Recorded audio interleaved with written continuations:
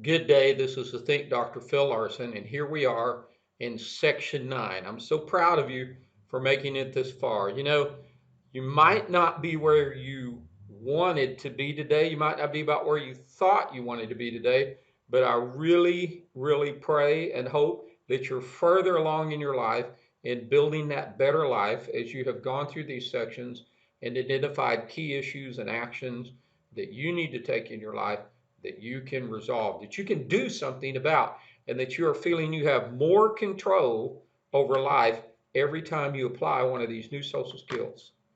So today we're going to do some review, talk about getting what you need, and then doing and evaluate. Like in section 8, we spent a little more time setting a goal and how to make some choices and get towards that goal. But review, get what you need, do and evaluate.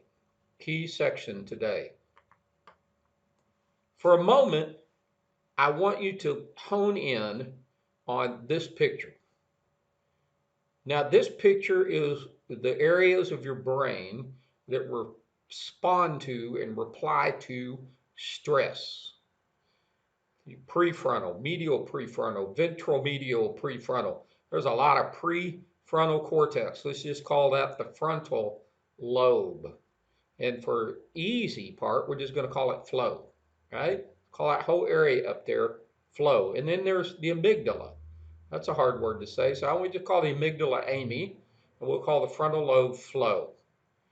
Here's what happens when you're under stress. Amy pulls the trigger back and releases chemicals into flow to tell flow, who's the decision maker, the thinker inside of your brain, to just shut down. So Amy, under stress, under attack, when she feels like she's in danger, releases all these chemicals and just tells Flo to step over to the side. Now, Flo makes good decisions. Flo thinks things out, reasons, rationalizes, and decides what to do. But under stress, under strain, it doesn't make a difference to Amy whether that stress and strain is relational, whether that stress and strain is real, whether that stress and strain or anger or whatever is going on is reasonable. It's just there.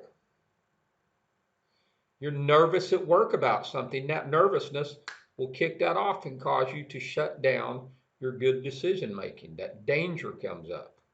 You feel unreasonably frightened by a particular type of individual. Doesn't make a difference if they're a threat or not. You feel the threat, and Amy responds by pumping up those chemicals and turning off your good decision making. Somebody's screaming at you, or you feel tense about a situation, you're about to walk through the door and deal with it. Amy pulls that trigger, those chemicals are released into flow, and flow's made dysfunctional until Amy is quieted down. So you have to find a way to quiet Amy down to get yourself back where you can think straight. This happens to you. You know this happens to you. It happens to us all the time. And what do we do when this happens to us? When we're facing fear, I want you to think about this and respond back to me. What's one area where Amy or your amygdala drives you most, and you'd like flow to take the wheel? You'd like that frontal lobe, that good decision making, to do something. You may have a situation that comes up once a month or once a week or even once a day that kind of throws you into that fright. You don't want to deal with conflict. You rather just walk away from it.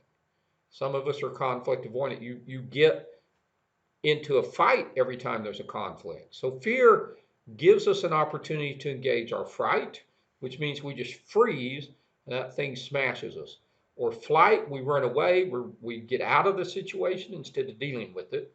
Or fight, boom, boom, let's fight, let's scream, let's yell. Or you can face it with flow, but you have to get flow, that frontal lobe, back into the game. You have to turn Amy off. Amy's going to make you freeze with fright. She's going to make you run with flight, or she's going to make you yell with fight. She's going to do one of those three things. If you want to face it, you're going to have to get back to flow. And that means timing it out, calming yourself down, dealing with the stress of the situation. Right? This is physiologically what's going on inside of you. And sometimes we just get into a pattern of doing that over and over and over, and we can turn it off. Just keep that in mind.